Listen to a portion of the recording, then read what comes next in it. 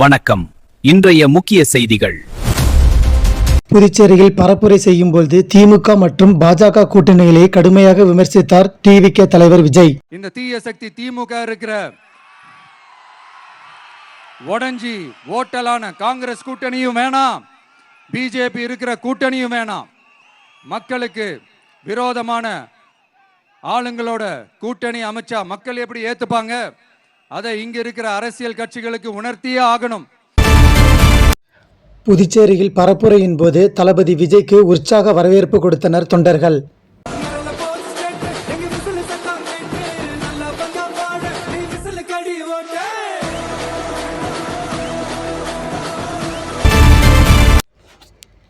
பிரதமர் மோடியின் தமிழகம் மற்றும் புதுச்சேரி பயணம் நிறைவடைந்து மீண்டும் டெல்லி திரும்புகிறார்.